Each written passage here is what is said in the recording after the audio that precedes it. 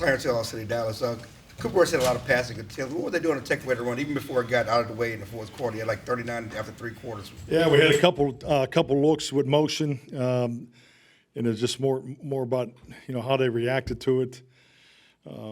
Particularly in their big nickel deal. We went to some base big fronts, so that I think we didn't hit on any of those, and just really couldn't get it going. Frankly, the run game, and that was a primary focus coming into this. I would have liked to have been a lot more balanced, run the pass. I don't want to throw the ball 40 times, and then I think just with the injuries up front, their pass rush got going there.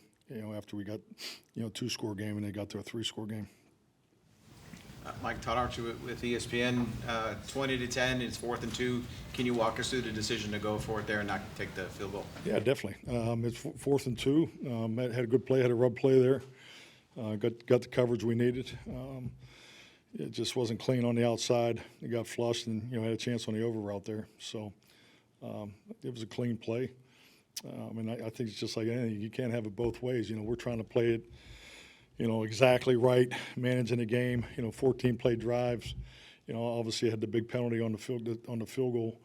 But we needed 7 there, and 4th and 2, and everything that we were talking leading into that series. That's a go for it situation, and I felt good about the call.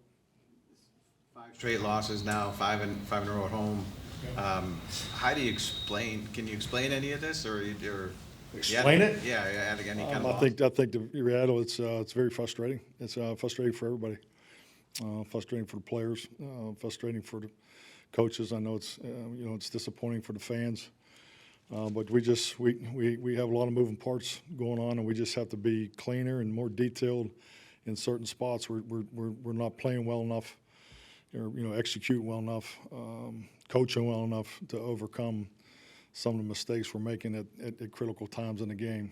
So, just go even in the first half. We had some opportunities there to get some more points and didn't get it done. We just have to play cleaner in these tight spots, and we did not do that tonight. Calvin Watkins, Dallas Morning News. Thought process on the fake punt there in the first half? Yeah, it was not a high priority. It was a check that reacted to what they were doing, and then they dropped a guy in the coverage there from the backside, and so they won a chess match here. That was a poor call by us. Talk a lot about the youth of your team. Obviously, you had to play a lot of guys tonight. Without looking at the film, are you just like, these are the people I have, I got to play them a little bit more now? No, I'm playing who we have to win the game. I mean, that's just every who's healthy. We had a long week of practice, but we had a number of guys that didn't make it. So these guys practice. We're playing the best players to win the game. So I think the one thing I should have did at the end, and I just I didn't do it, was put Trey in there. I could have gotten him a series. That's one thing that I would second guess myself on. But other than that, I mean, we got guys going down. There's a number of guys went down in the game, and you just got to keep playing. Mac Engel, Fort Worth Star-Telegram. I know sometimes in these situations when the record's not going the way you want, effort can be a question. Have you felt good about how hard your team is playing throughout all this? Yeah, I thought they fought. Absolutely. We're just, our problem is an effort. It's not effort during the week. I haven't seen that. So, we're not making critical plays. The big play ratio, we were -4 at halftime, and that's usually a pretty good indicator of how the flow of the game's going. You usually average 16 big play opportunities a half, and I don't know what it. I know it. Obviously didn't go very well for us in the second half too. So, we just got to stay after it. We got some young guys who are playing. We got to get them right. We're a 6-day week, but yeah, I'm disappointed. I'm frustrated for our guys because I know how much they put into this, and but we just got to keep banging away here. In regards to Tyler Guyton, it looks like at times he's been pretty good, and other times some of this has been a lot for him as a rookie. Is it too much for him right now? He's just young. I mean, he's young, and this is what he needs. He has a bright future ahead of him, but he's just very green right now. Gilman Henderson, Gilman Mirror, Mike, you mentioned Trey Lance a little bit ago there. Any thought about putting him in any earlier, and do you anticipate he might play a little more this coming Sunday? Yeah, I really just didn't want to get into, putting him in for a play or two. I mean, there was definitely, because he's more than, a gadget player, in my opinion. So we had him prepared to take a series. And frankly, there at the end, I should have gave him that series. And I regret not doing that. Guiding on the fumble, do you, We're not teaching no linemen to carry the ball. That's twice now. That was a big play, obviously, in the game. We need to fall on the ball. Secondly, you've talked all week about the opportunity, adversity, and how do you keep this team from getting frustrated and getting down on themselves as the losses mount? Well, hell, they better be frustrated. We're all frustrated. I think there'd be something wrong if they weren't frustrated. So, just very honest with everything and stay in tune with what's right in front of us. That's the only way I've ever done it. And so, we got a tough road game, we got a division game coming up. It's disappointing. I thought they definitely put the prep in this week. We had some guys that didn't make it, and so we had some different practice patterns that we went through. But for the most part, I thought these guys were ready to go and came out. They came out ready in the first half.